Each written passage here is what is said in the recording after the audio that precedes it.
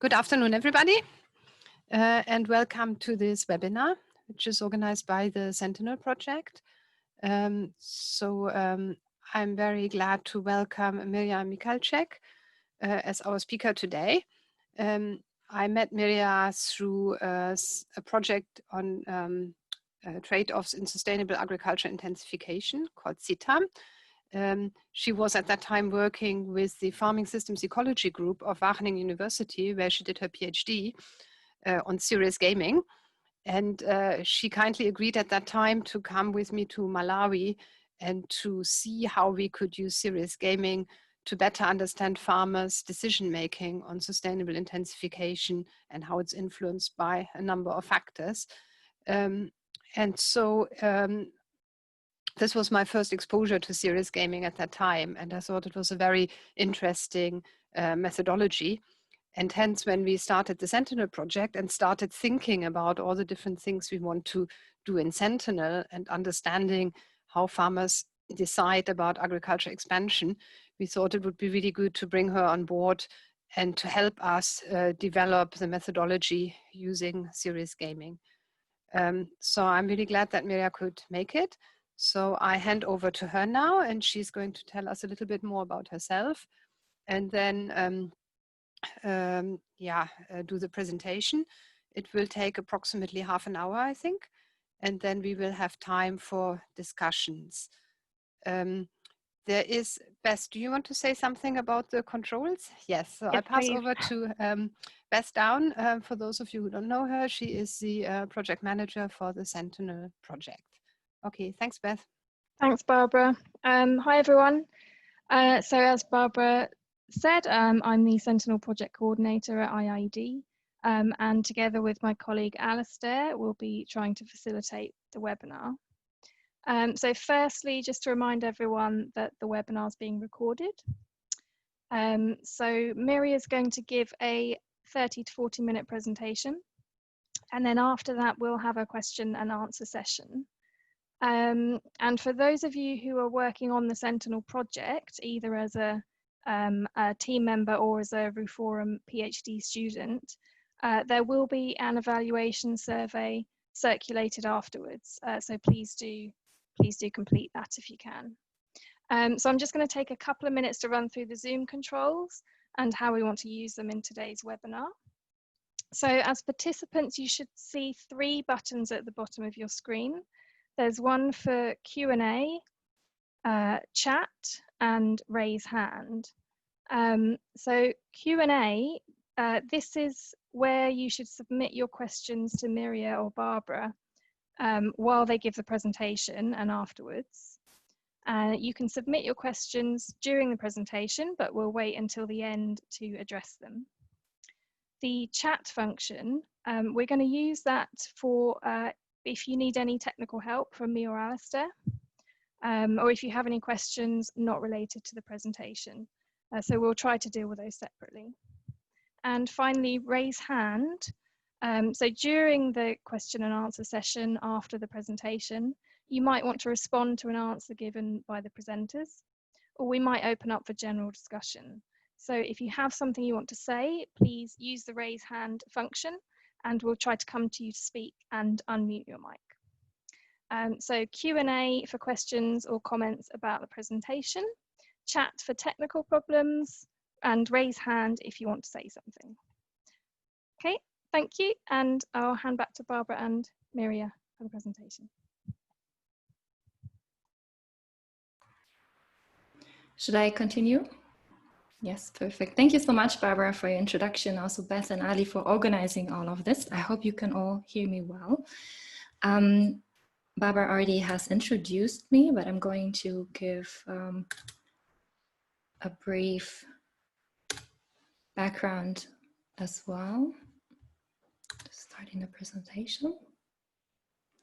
So my background is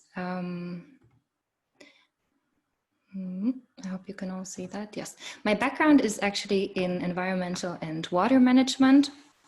And as Barbara mentioned, I've done my PhD actually in agricultural systems research. I'm going to tell you more about that later. And serious gaming has been one element, one method that I've been using, and very happy to tell you more about it because I found it also very enriching.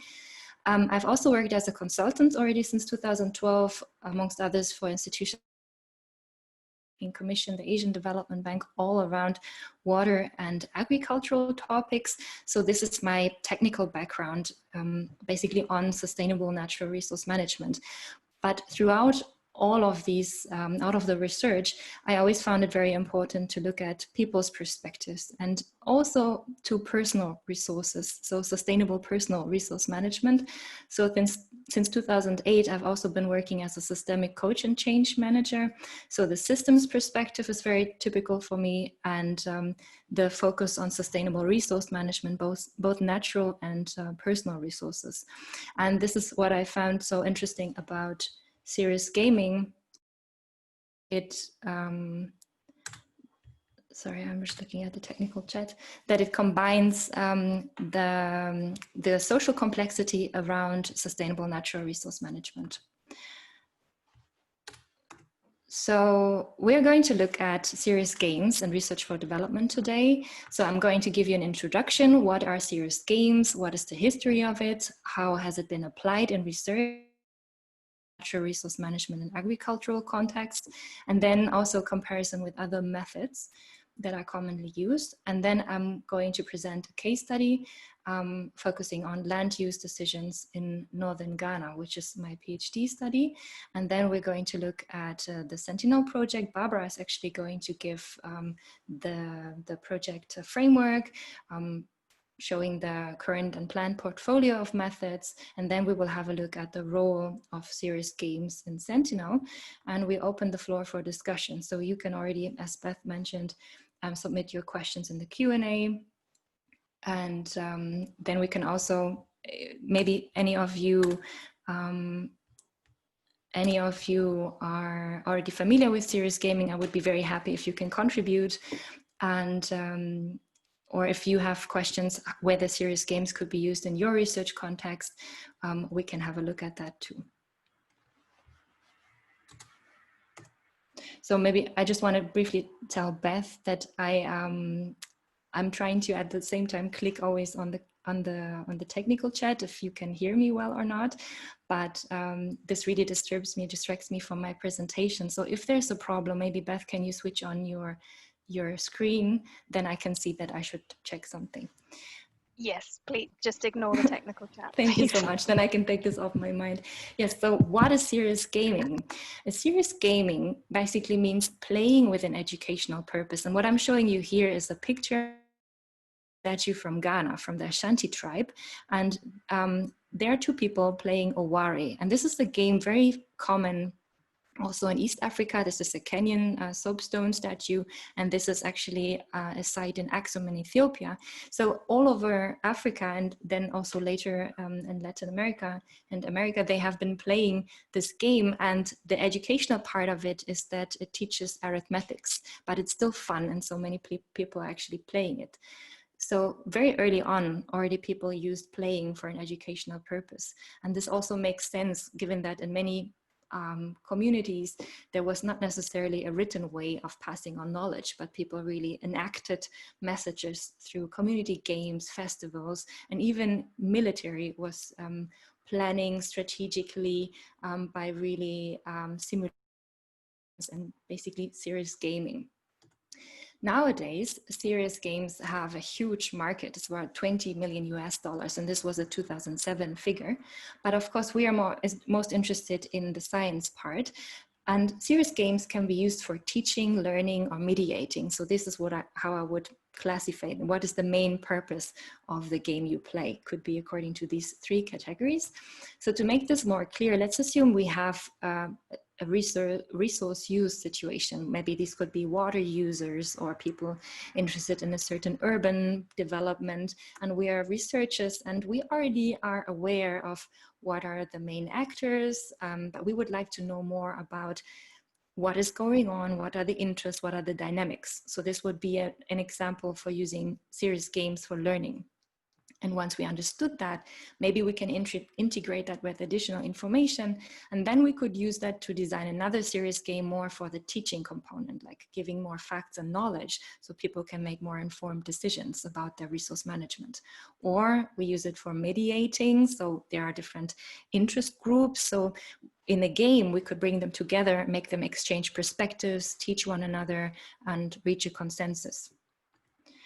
So again, the question, what is a serious game? It's characterized by the fact that it's a simulation of a real life component. It's actually an excerpt of real life. It can be one part, for example, as I mentioned, focusing on water management in a certain area, or what's the urban development or land use. And it's also a simplification of the complex real situation so that you can actually keep it manageable. And at the same time, very important to highlight that it's not real. It should feel playful, safe, fun, and engaging for the participants. And what you really need in order to design any type of serious game is some prior knowledge. So this is, for example, an image of a serious game, and you can see how sophisticated it is already. This is probably rather a teaching game with a lot of elements known, and people can maybe discuss around that and get some additional scientific insights. And when we are thinking back, or when I'm thinking from my agricultural perspective, when I want to design a game, I need to know what natural resource management level am I looking at? Am I looking at, let's say, community landscape level, at a farm and household level, or field or individual level? So based on the level that I'm interested in, the slice of reality that I'm taking, I will also look at different actors, different resources, and then I will have to decide what symbols am I using for the different resources, and what in what units am I presenting, and so that everybody, all the participants, can understand. So there needs to be some prior knowledge before designing a game. And a game also has some typical characteristics. So it is goal-oriented. So for example, when participants come together, they play, and they should, for example, accumulate points.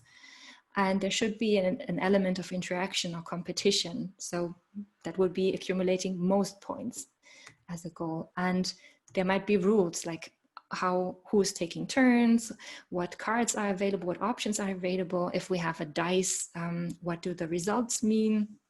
How are the points allocated? So the rules have to be clear to the participants beforehand so they can effectively play and reach their goals.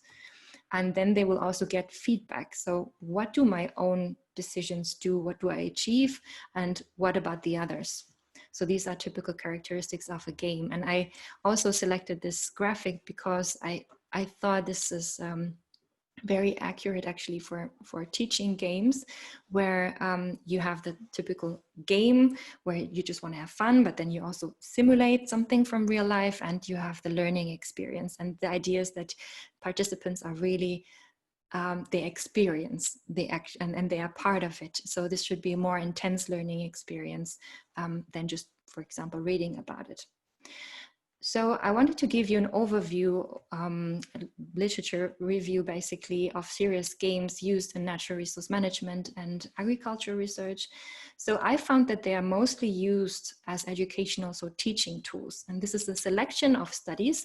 The blue highlights mean that you can click on it. You will receive this presentation afterwards. You can, if you're interested, you can directly jump into these publications. So you can see that they range from topics like food safety, the energy transition, biodiversity credits, groundwater management, payment for ecosystem services, disaster risk reduction. There's really a large variety. And also I found game very consciously stimulating a negotiation between different actors. So it's more the mediation part. These are examples like, for example, on land rights, water management, and also sustainable agricultural landscape management. Actually, the last author, Erika Spielmann, she's a former colleague of mine from the Farming Systems Ecology group, and she's very strongly involved with the group on companion modeling, COMMOD in short, and this is a participatory gaming and simulation approach. which I personally haven't taken, but I found it always very interesting. And they use methods such as participatory mapping, participatory model conceptualization, agent-based modeling, role-playing games, scenario assessment. And every couple of years, Wageningen University, the ETH Zurich, and CIRAT, I believe, they're having these courses and workshops where they get together and practice this. So maybe if any of you is interested, I can also link you up with Erika, or you can follow on the website, which is also linked here under Komoot. And for example, Komoot uses really serious games also as a research method, also as a teaching and exchanging method, but also as a research method. They say it's a discussion and decision support tool. And here are some examples. And the second one, actually, I found most interesting and relevant to the Sentinel project. They were looking at conciliating agriculture with landscape and biodiversity conservation, a role-playing game for exploring trade-offs among ecosystem services. However, this is a study in France, and they were looking at 3 farming practices: rock removal, meadow plowing, and pasturing. So this is quite far away, I think, from the Sentinel context, but still, I think we could maybe also learn something from them. I think that whenever researchers play a serious game, we refine our understanding of what are the roles, what are the dynamics and the choices, even if we also would like to teach something. And for many researchers, I think using serious games is a methodological innovation. It's a new process and hence also generating new data. So this is also always an opportunity for you, if you haven't used it, just to think of a different set of data that you would get from the people you work with. And this is the part where I would like to jump into the case study, which is that I'm actually taking you to Ghana, to northern Ghana, where I've done my PhD research. And the hypothesis was that smallholder farmers would be more productive if they would adopt new technologies and techniques. And I've been collaborating with the Africa Rising project, Rising standing for Research in Sustainable Intensification for the Next Generation. And this is part of the Feed the Future program of the US government. And they, together with farmers, have developed so-called technology packages. And these technology packages are including technologies and techniques. And I had a look at 5 packages to briefly tell you what they are about. So I was looking at maize, cowpea, soybean, maize, legume rotation, and strip crop. So a technology component would be something like fertilizers and seeds, spray and inoculum. So things that you would actually buy and then adopt. And then there are things that are more behavioral component, like planting in rows and incorporation of green manure. So this is what they understood as technology packages. And they asked me, this was my main task, for whom were these packages actually suitable? And I translated that into my first real research question: for what type of farms or farmers? We knew that farm households differed. We had data, so I used statistics and in order to classify farm households. We basically made a classification according to resource endowment. There were low, medium, and highly resource endowed households, different resources. But then I also wanted really to know, how do people in the community describe the diversity? How would they describe types?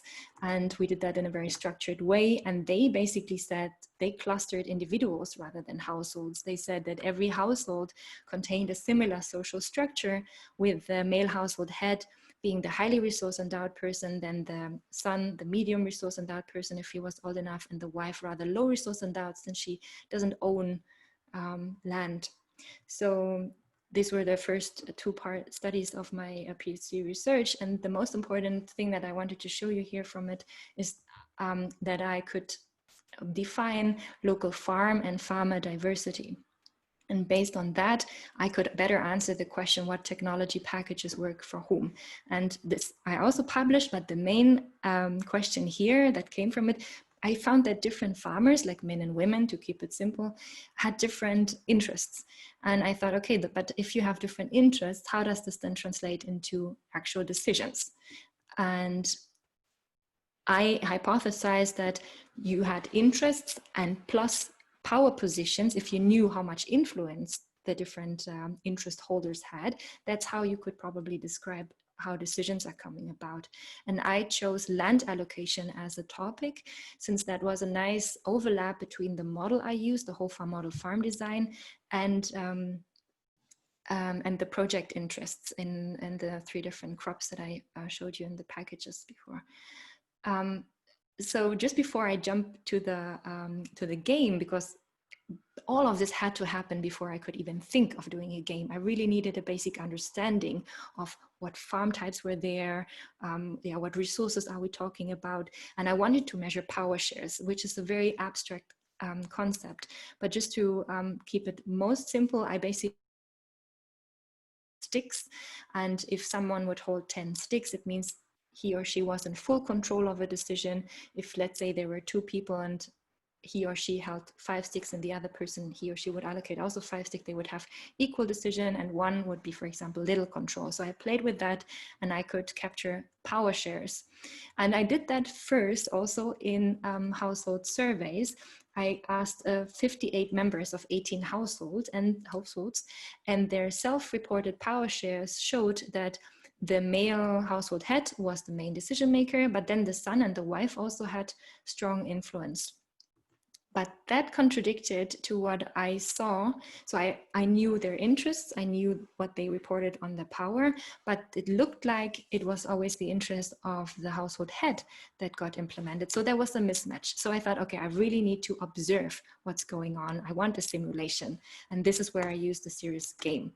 And my goal was, as I just said, to simulate an actual negotiation within a household, to observe and to quantify the interactions of the different interests and power positions. And I put rules. So I said, okay, we focus on land allocation. I knew how farms were approximately constituted, like what was a normal farm size, and what are the different crops they grow. We had to also define what land do we have, the amount and the quality of land. So for example, we defined that there was a higher land that is more dry and a lower land more wet, suitable for rice cultivation, for example. So we had to know all of this beforehand.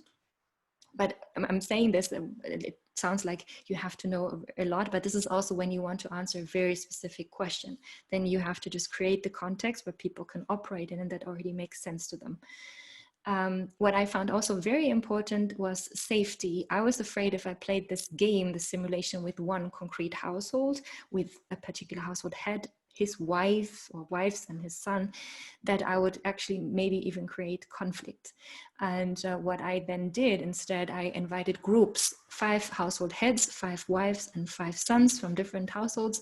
And each of these groups should nominate a spokesperson. And this spokesperson was just listening to what the other members of the group were deciding, like how they wanted to allocate their land. I'm going to show you that in a minute.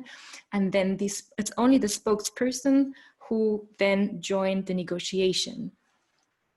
And that's how what happened during the negotiation ideally couldn't be linked back to one individual. So I try to protect the opinion of individuals in this game. And the basic mechanics of the game was that there were these individual groups that I just mentioned. And first I asked them, what would be your interest to do with this land if you had it, of this amount and quality? And then the next step was to get the spokesperson together so that they would actually negotiate and reach a household level decision. And the simplification was that I looked at the medium resource endowed household. There were only 3 household members instead of more, because the households are actually much larger. And I pooled this as one process, while in reality, different households had told me that they do it in consecutive steps, like they discuss and then they discuss again, but we needed to observe it and keep it simple. So this is how it looked like.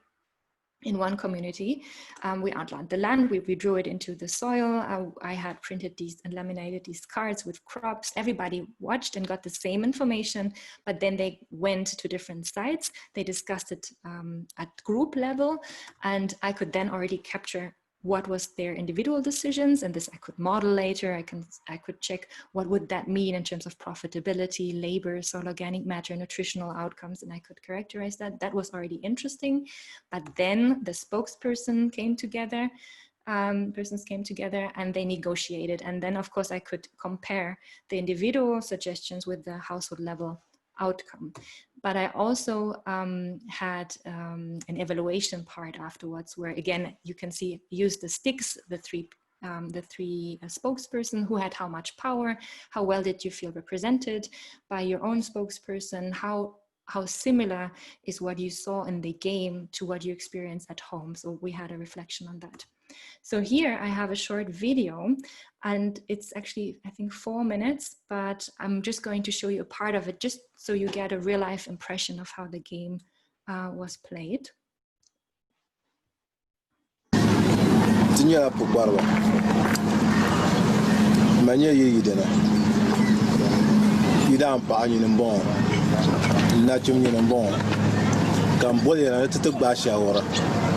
Yunga wula kati yang koto koma.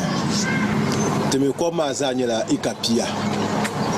Ikapima wula kati yang kole. Ikapima mi pune. Banyela ika na pergele. Kabachele karnye ika. Karagui ika deba point na pergele dinya kuko alamba. Tebol kona netoko. Tebol nyue netoko. Tebol simane toko, tebol service ne toko, wula kati yanko, yungo koma. Duzo kamboya ni karakata gbasha wara, tin yanko koma sham, kati zagbai, kati tumani. Den cha kamboya namba, ngumda.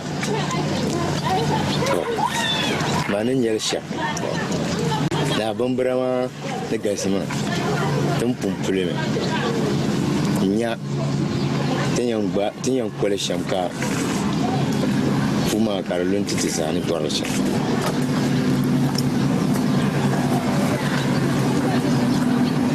manin yele shamba so kati ampulu la kati ampulu jara mauna yiran pa anyama kanyan zanti yiran pa bazani Por uma tinha polícia. Tem que ir lá, Pamela, tem que ir gitana. Casam dan pela, tem que ir a pa. Casam pergelan, tem na chimba. Kadi biara Manin yel shamba. Shaba. Tebe karma, de mo ka tempi songa yo. To de yi da ampa den tanka de bambardin kayan ko ko nyala yika mbami kami bor bambrama mbora ngoka borgo karmi nye yika ne kwala sma mbahid sma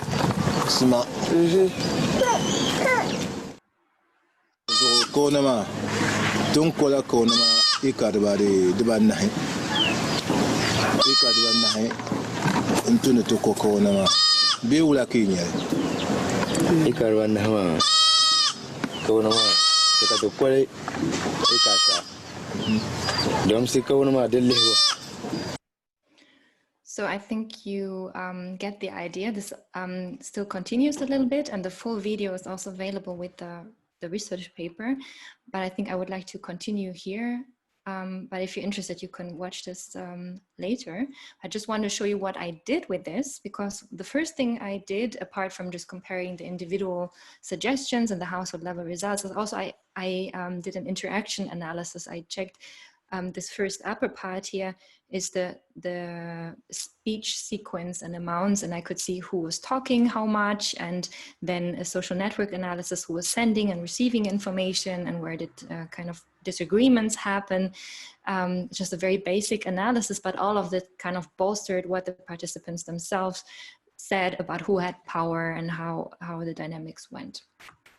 And basically, here is an overview of what the household heads were targeting, the wives and the sons, for the different crops, and then the household level result they achieved. And in gray, I highlighted the difference of the individual targets compared to the household level result. And I added up the differences, and you can see that the wives had the largest amount of differences, meaning that they were furthest away from their original suggestion, which also says about something about power. And also very important to notice, I think, is that for everyone, it was a compromise. The household head did not just get his will. And I just want to keep it simple at this point. I think you already see how I've used this game, but I've basically compared the power shares in the game with what respondents reported to happen in their actual households. And I could, in the end, make sense of how this mismatch came about, because power, I could observe power not just to be used, but it can also be actively withheld or overruled. So actually, even if power doesn't show in a particular decision, it could still be important across decision domains and at a different point in time, because we're actually looking at complex rather than linear systems. So this is how I used serious gaming to get a better understanding of what was going on in terms of decision making within the households. And this can be easily then applied to particular technology packages. And I've published this in land use policy, and yeah, you can get all the details there. Also, of course, write me personally, but if you're interested in reading more. And before I hand to Barbara, I briefly want to compare the serious gaming to other methods. So the classic method is to do a household survey, which is actually a direct consultation, and you will ask them, tell me. And they have to describe, and you usually ask just one person. And then, of course, the question, based on my background, I would always ask, whom did you ask? Because this tells a lot about what type of information you got. Then focus group discussions is also direct consultations, and you will ask them, tell me, but you might also already be able to observe group dynamics. So I highlighted in green here similarities to the gaming element, and purposeful selection of participants. So you also try to just capture a large range of diversity and get many opinions. And I also thought of participatory mapping, which is more visual than the other. So you people actually don't just tell, they show. And this is a commonality with the serious gaming. And in the rapid rural appraisal, participatory rural appraisal, I think it can be similar in the sense that you are very aware of your target group, and you want people to be the decision makers. They take their own decisions, just like in the game. But in the rapid rural appraisal, participatory rural appraisal, it's also more about what if scenarios. It's hypothetical rather than being acted out in the process, in the methods. It's less of a simulation, but then the outcomes are used for action. So it has more real life consequences.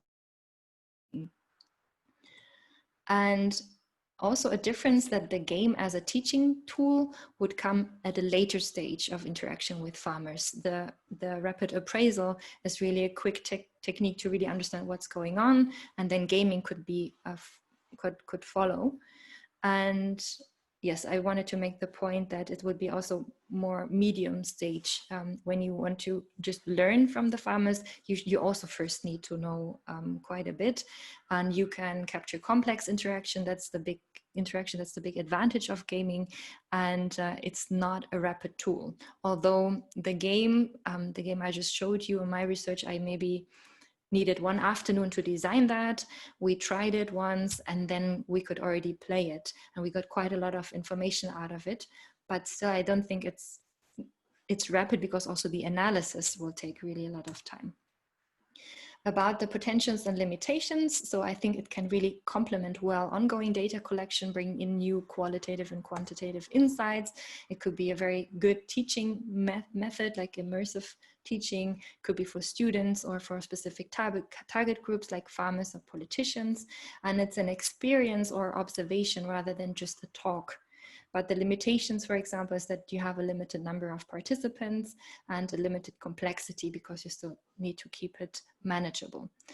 And this is the background I wanted to give you on serious gaming. And herewith, I would like to hand back to Barbara, who's going to tell you something more about Sentinel. And then I will take over again and tell you how games could be used for Sentinel. Yeah, thank you very much, Mirja. And Yeah, as she said, I will briefly talk about Sentinel for those of you who are not so familiar with the project, and then you will understand why we had asked Mirja to come and present, because her presentation has two purposes. One is to provide you all with some ideas on how serious gaming works and what you might want to use it for, but also specifically to explore how we can use it in the context of the Sentinel project. So in the Sentinel project, we are looking at agricultural and ecological systems, which obviously overlap. And we are looking, if you could click on with the next one, Mirja, we're looking how a number of drivers, direct and indirect drivers, are influencing these systems and leading to agricultural expansion, which is obviously changing the system functions. And this agricultural expansion has social and environmental impacts, which ultimately impact on human well-being. So if expansion happens, there are winners and losers, there are positive and negative impacts. And these impacts ultimately have also a feedback loop on the drivers. So the drivers themselves are to some extent conditional to the outcome of this process. One more click, yeah. There are also other feedback loops. So for example, agricultural expansion is also happening, also impacts on the ecological system are also happening independently of agricultural drivers. So for example, mining and other types of deforestation also can bring about changes and impact on human well-beings. But in Sentinel, we really look at the changes that are coming from the agricultural system. Now, as you can see, there are two really important bits in here. One is drivers and impacts. So the drivers, it's all about understanding what are the causes for expansion, what are the factors that are resulting in expansion of agriculture, and then what are the impacts that are resulting from this. And our idea is that we could use the serious gaming in particular in understanding the drivers. Yeah, the next one, please. So in the Sentinel project, we already have quite a lot of information about the drivers for expansion. So we undertook a document review in each of the 3 countries at the beginning of the project, and that provided already quite a lot of general information in terms of the national level, population dynamic, changes in consumption, national level policy environment, and sort of forest protection, conservation policies. But that was very much at the national level aggregate and based on secondary information. We then undertook a reconnaissance survey whereby we visited 5 to 6 communities in each of the 3 countries.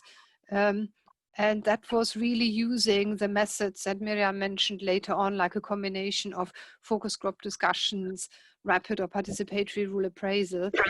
So using some visualization as well, some mapping and calendars and so on.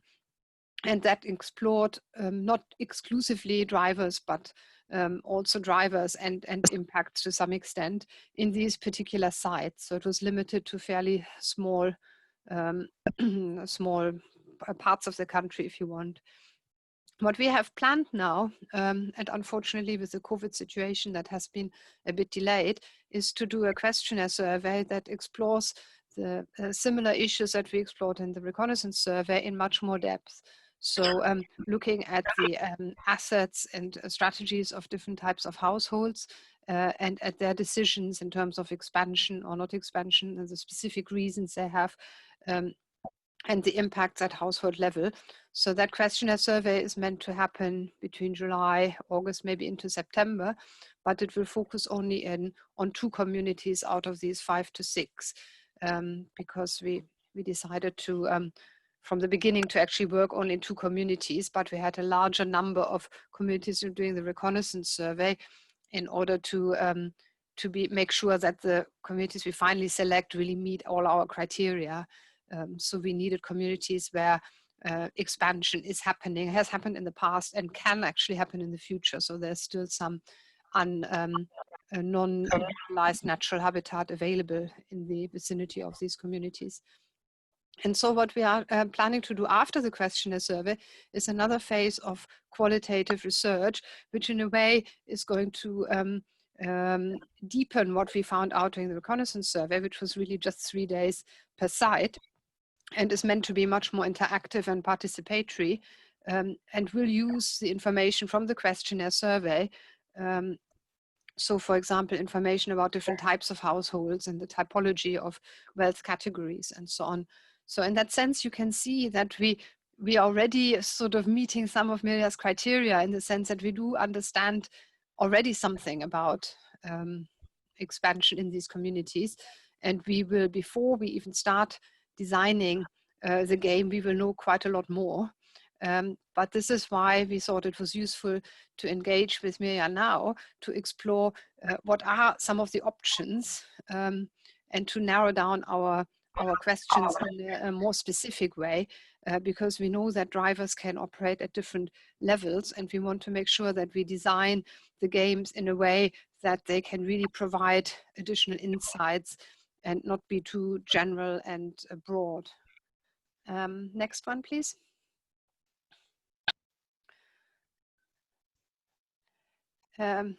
Yeah, sorry, you don't need to to read all the text in the little boxes. You can see at the very bottom it says extent and nature of agriculture expansion. And these different sort of rainbow colored levels are really starting at the bottom from the household level, then the community level, national level, and global level. And this is just a sort of fairly random mapping of some of the drivers we have come across in these sites. So it's not a particular country or sites. It's just generic to illustrate the point. Please, can you click once more? So just giving one example on how this works, you can see that there are certain factors at the global level. So for example, the advertisement or branding of processed foods, which can lead at the national level to dietary shifts. So people are actually changing what they eat and how they eat. So for example, eating less cereals and less roots and tubers and more vegetables and more meat, and also more processed food. So together with population growth, this results in the countries where we work in an increased domestic demand for agriculture produce, and maybe also for fuel and other agricultural commodities. Now this will, together with other factors related to world markets and so on, result in changes in prices and profitability of different agricultural enterprises. And that will have an impact at the community level, because households need cash for their various households' needs. And so the prices will to some extent determine to what extent they are able to produce, to what extent they focus on cash crops. There might be other factors like non-availability of farm income sources, and that will determine to what extent and how much they expand. Next one, please. Yeah, and another example is sort of on the conservation side. We do have national or global level commitments to environmental objectives, like, for example, halting deforestation, which often translate into national level policies. And those are often also influencing community level conservation objectives and governance. And that could mean at the individual level that, for example, people don't want to avoid fines and sanctions and so on, which could have an impact on their social status and on communal harmony. And that would have an influence on the extent and nature of expansion. So just to summarize, we can see that drivers are not a very easy thing. There are lots of different drivers at different levels. And it's now really important when we are designing our games to be very clear what exactly we want to understand about these drivers and to see at what level we have to pitch our game. So I think that's all I wanted to say. So I'll hand back over to Mirja, who wanted to suggest some ways that we could use gaming in this context to throw some light at the drivers of expansion. Perfect. Thank you so much, Barbara.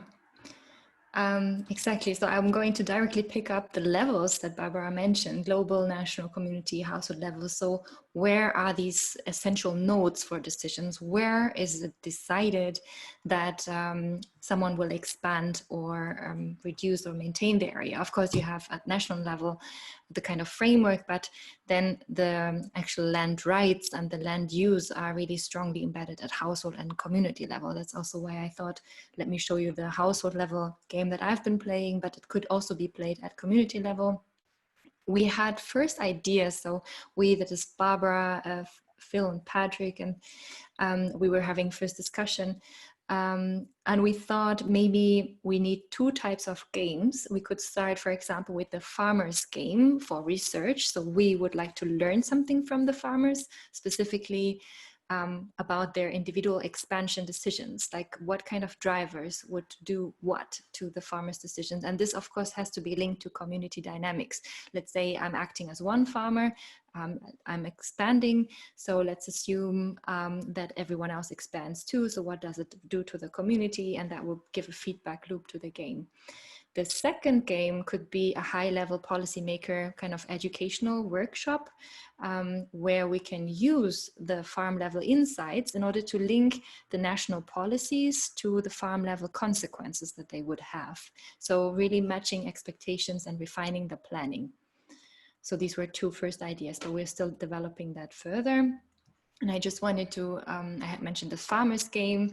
I just wanted to make that more graphical. Let's say we know about farm types, we select a farm type, and then we understand who are the main decision makers. And we have already some information from a participatory mapping exercise from a particular year. Let's say this is year 1 and there are available resources. Now I've simplified here extremely. There's a certain amount of cash and can be invested into land expansion, invest more on existing land, buy livestock, or just get an off-farm business going. And then maybe what if there's a policy change or price change or whatever driver we would like to assume, how would the decision look like? So what would be the choice? And then what would be the community level response? And then again, one could go year 2 and what are the available resources? So around this, there could be developed a game. And yes, as I already said, this could be fine-tuned by information we already have from, for example, the reconnaissance survey.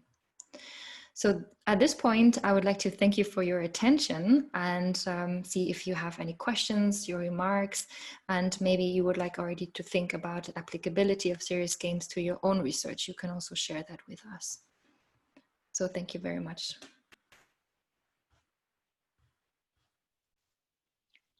Thanks, Mirja. So if we turn to the Q&A now, Mirja, are you able to see the Q&A? Yes, yes. Would you be able to go through those? If you could read each one out before you answer, that would be okay, great.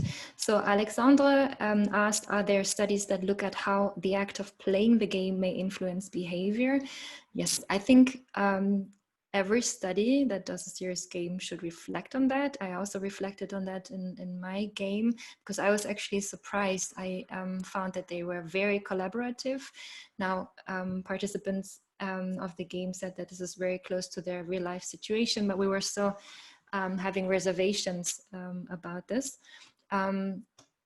Just because a certain project, certain people are watching, and you know, it's usually a closed door game. So it's not necessarily that collaborative.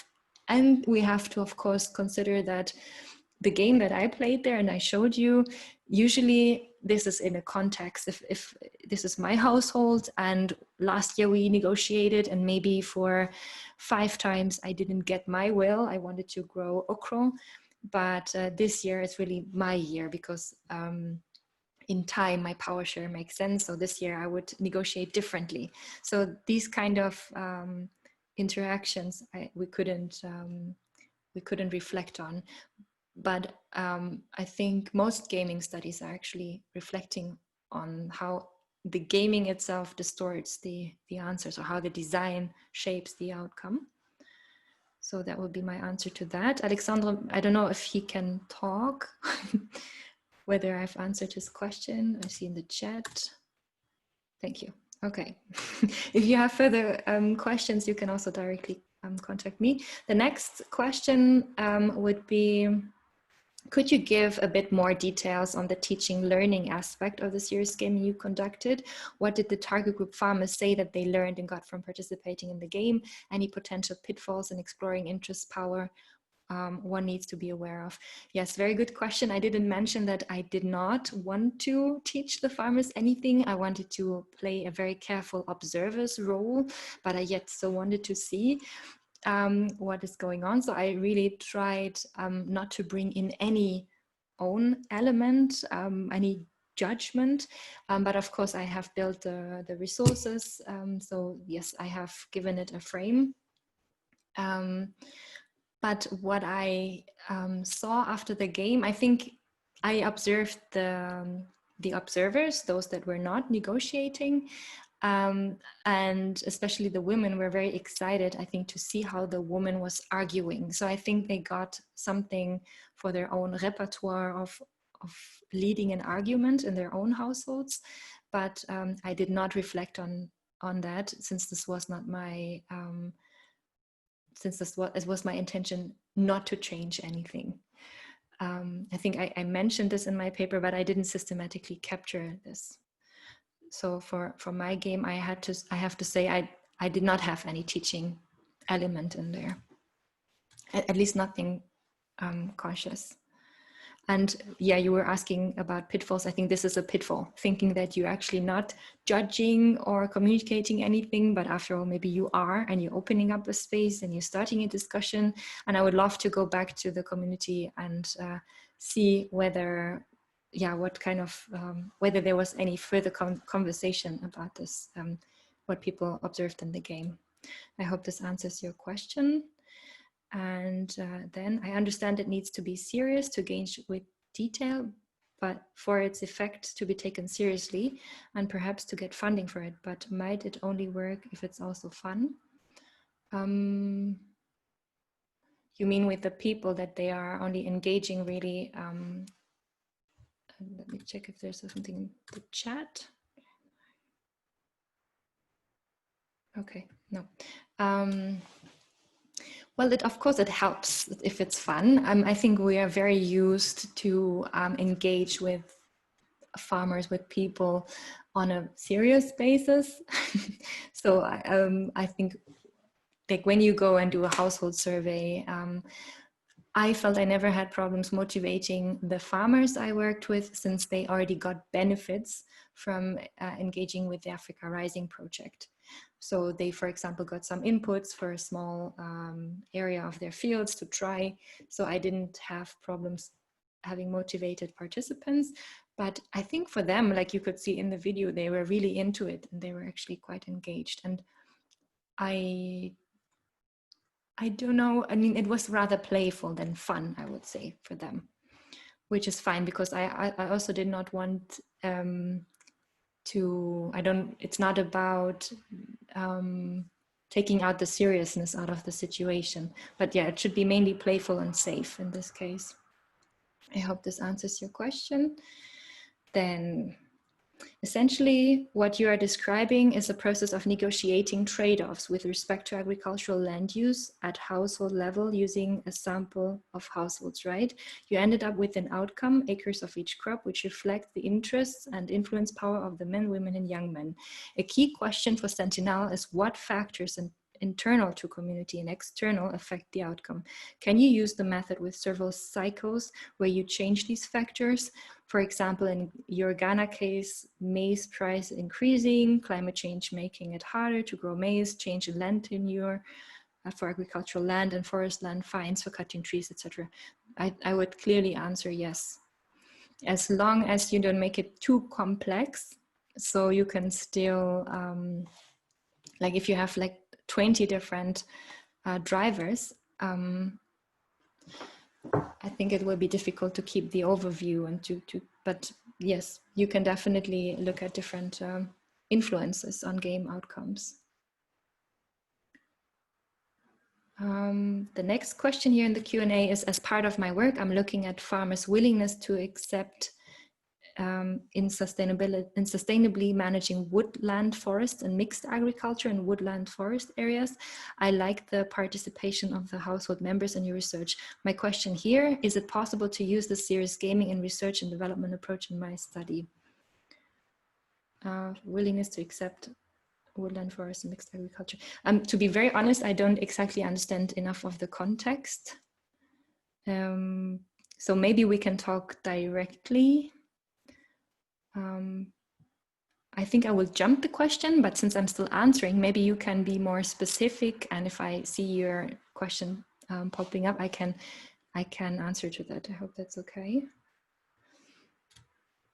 And then Phil, when you start to get into iterations of hypothetical situations, what do the participants make of this, and why should they work with us when it looks like they're having nothing to gain? I think I already answered that a bit about motivating people to participate in research in general. Well, maybe you can also combine it with a different type of knowledge that they may gain, or you give stronger incentives. Like, it would be very good if you have a particular situation, we can look at it, like what is the context. Because it now sounds like you say, because it's hypothetical, they will be less motivated. It would be always a design criterion that this is already an interesting situation and relevant and kind of not too hypothetical, but also not too real, so they would really engage.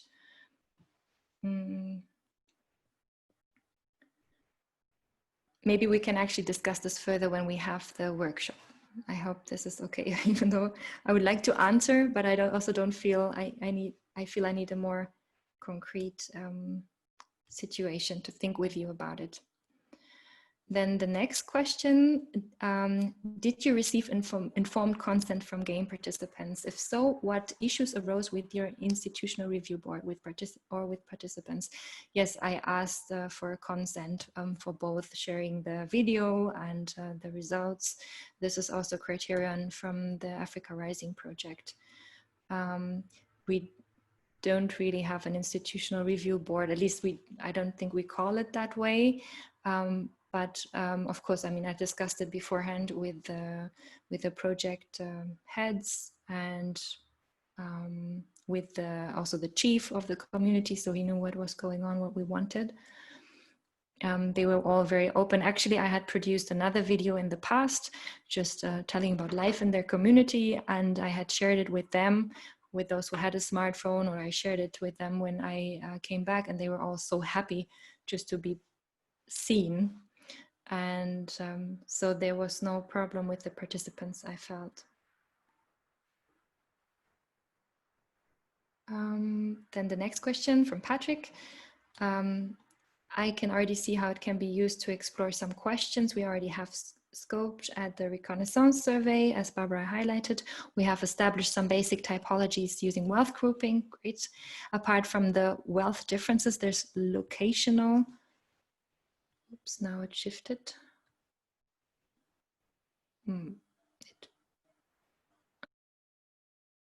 Here, there's locational gender differences. How do we manage the different types of social groups we are interested in Sentinel to manage the gaming process? Yes, this is always the question. Where do you do the slice of reality? Are you looking at different household types? Are you putting gender in the focus? I think whatever stratification gives the greatest diversity, or where your interest lies, it depends on your question.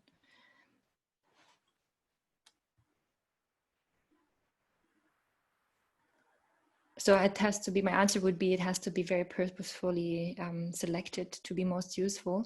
And then whatever you don't cover in the game, you can still be conscious about it and maybe observe any dynamics around that and reflect on that in your reports or papers.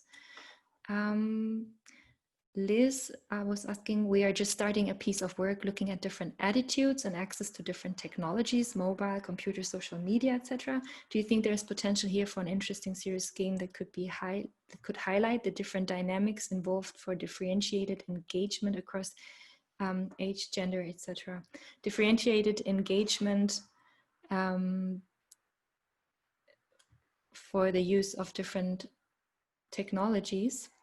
I find it a bit difficult to answer. It would be fantastic if we could directly talk and interact. Maybe just quick as a disclaimer, Mirja, this refers to a project within IIED about Okay. ICT technology use. So Yeah. it's not something elsewhere.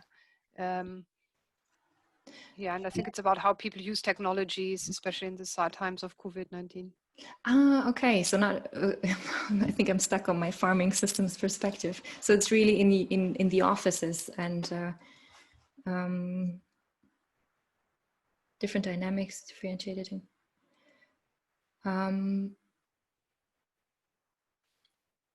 Yeah, I have so many questions when I'm reading this, but maybe Liz, can you contact me directly? If you're really interested, let's discuss this. I think whenever you want to know about dynamics and you know who could be potential typical actors, and if there's an interesting element of interaction, this is always smells like gaming to me, like serious gaming. But also, of course, the question: what do you want to? What is the purpose of using the serious game, or can you reach it with another method? And yeah, is this mainly a research, or is this because you say a game that could highlight the different dynamics, it sounds like teaching game. So I'm not sure if I understood this correctly. We can talk further about it directly if that's okay. Patrick, how did you manage to record the 5 groups that went away separately to negotiate resource allocation? It was 3 groups of 5 people, and I actually hired 3 different translators so that we were faster, because otherwise we had to go around, which I did in the first game. This took really long time. So that's how I solved that. Then Adam asks, I can understand how this works, especially in terms of the dynamics of growing crops, allocate space. However, how would this work where the power dynamics are beyond the household themselves? For example, some might want to expand, but their actions are limited by external factors, community pressure, local governance. Yes, in my research, I actually assumed that the households are part, and also the people we look at here, are part of the community, and they kind of enact everything that happens, since it's their land and their decision to expand might be influenced by the anything from national to community level, but they're acting it out. So I thought they could then show this and speak about it. This was my assumption. That's why I allowed myself to focus on the household level, but you can also play this on at community level. As I said, it's, I think, most important to understand what level are we looking at, what are the actors that are important, and then you could of course also let them interact. You could also build a game where you say there's this national person, there's a person, a regional person, a community person, and a household person, and then maybe someone within the household, and let them all interact. This could be a different setup of the game if you are particularly interested in how this chain works. Then I find gaming more time consuming than focus group discussions if you are to cover a fair sample size. What's your take? Fair sample size of what? Of a like community with its dynamics. I think focus group discussions are absolutely amazing. They're a great tool. And if you can answer your research questions with that, that's perfect.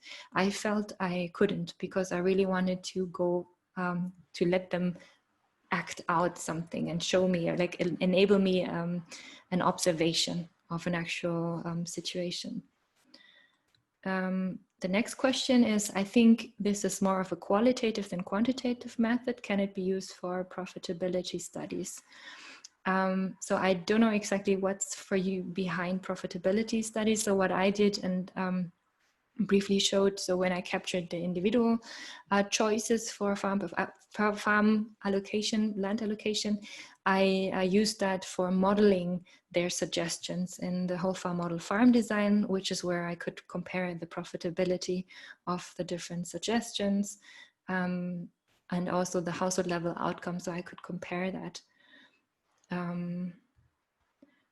So I'm sorry if I don't exactly understand your question, but I am always interested in translating the qualitative also into quantitative, as you could see with the timing, the different contributions, and the social network analysis. I think you can quantify quite a lot.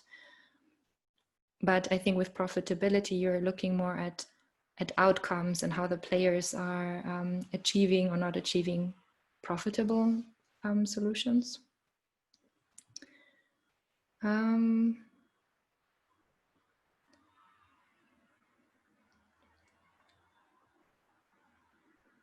Then Daraji Abekele asked, any relationship between serious games and mapping and modeling exercises and participatory rule appraisal?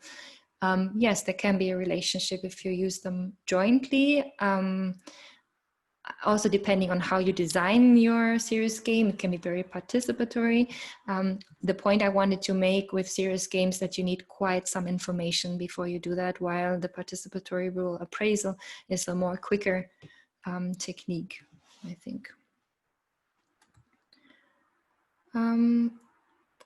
Another question in relation to my research work of trade-off analysis and agricultural expansion and ecosystem services, in brackets, understanding the drivers for expansion and the associated outcomes on ecosystem services. I need a brief explanation on how I can apply serious gaming. Okay, wait, I have to read the sentence again. Trade-offs, but this sounds exactly like what we're doing in Sentinel. I'm not sure if you are part of it, but I don't know, Barbara, do you know if Daraji is part of our workshop, because it sounds exactly related? I think he's one of the Forum PhD students that are doing research that is sort of related to Sentinel, but sort of not directly part of the core team. So maybe in other locations and a slightly different research question. Yeah.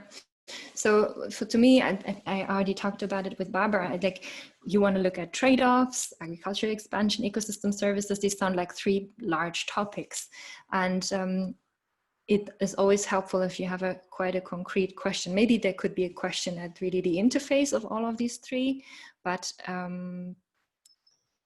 yes, like if you give me a concrete research question, and then I think I can easier make up a scenario how we could use serious gaming. I'm sorry, I invited all of you to share your context, but then I should have probably given you the exact parameters I need to give you a first idea. But I find it very difficult to answer to this like that. If you're really interested, please get in touch with me personally. We can also have a brief talk. I'm happy to talk further about it, and then you can explain it in detail to me and we can evaluate. Then Pamela says, hi, I've implemented Komoot in Ghana and other types of gaming activities. What you describe as serious games are usually called role-playing games by practitioners. I'm not sure if it is helpful to create a new term, as most people will not relate to what you're talking about, and that would be detrimental to advancing the field. Can you please clarify what was the intended impact of the land allocation games, who and what you were trying to influence?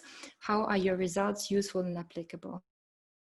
Thank you so much, and I'm really happy to see that you have also applied games. Yes, I would also say mine is a role-playing game, while you can also have it as a computer game, or yeah, there are different types of serious games. Absolutely, you're right. Can you please clarify what was the intended impact? So the impact was actually a learning experience for me, or for the project. We wanted to see how a negotiation happens. So we wanted to observe that. And the impact was basically our learning about what happens to the power dimension, because we had captured different interests and we captured them again systematically during the game, but we wanted to have a feeling or quantification also more of the power element. And who and what were you trying to influence? This, I think I've also answered. We were not trying to influence the farmers, but we tried to learn something. And how are your results useful and applicable? So I was interested, if we have this diversity of farmers within a household, how does an adoption decision come about? This was my basic question. But then I rather than taking a technology package, I looked at land allocation, because this was a fundamental process that was reflected in both the modeling and in the discussion we had with the farmers and the technology packages of Africa Rising.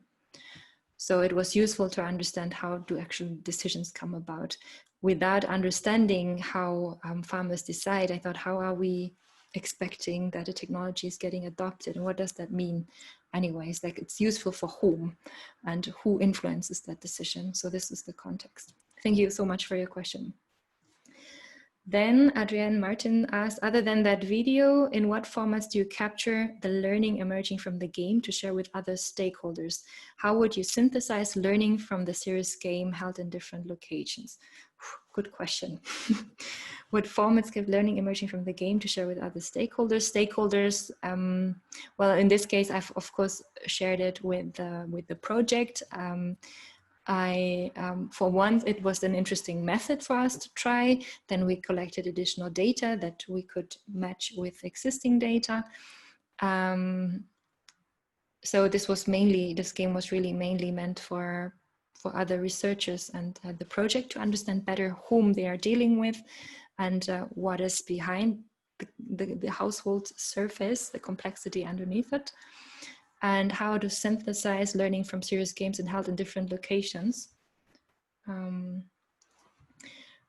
Yeah, the question really, I mean, if you have the same research question, maybe still it needs a different type of game in different locations, just because the node of decision-making would be different, or the social setup would be different. I would think that, for example, in Ethiopia, it could be different than in Ghana or in Zambia. Still, since you have the same question, you can of course compare the outcomes or how people felt engaged, or what type of method was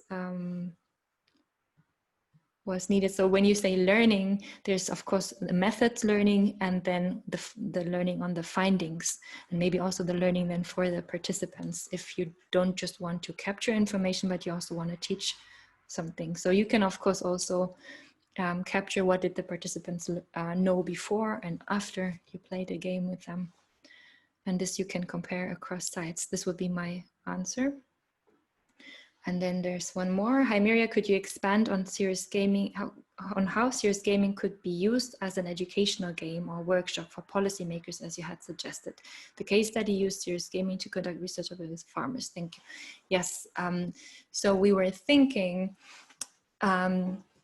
also to do a role-playing game with, let's say, policymakers, and Sentinel also wanted to reach that level of decision-making, and just to check whether they were aware of like the dynamics that their policies would take. So you could also envision a certain area, like let's say the community map that I showed for the farmers game.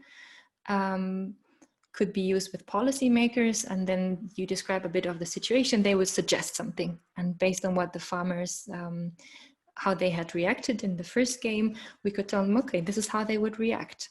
So they get a feedback out of the game, and then maybe they could adjust their action and then discuss. Or there could be in this game, it would be the question, would this farmer be visible and have an own voice? Would that be a player? Would the policymakers change into the role of the farmers, and the farmers in the role of the policymaker? It also, again, depends on, I think it also depends on what we know in the end. What did we really find out from the farmers game, and what could we communicate to policymakers, and what are their their main questions. So maybe involving them too in the design of the game. So this would be my answer to you, but since this is a real question of the Sentinel project, I think you will see how we will address this. So if you're interested, maybe we can also share the results at some point once we're ready. So these are the questions I see in the Q&A.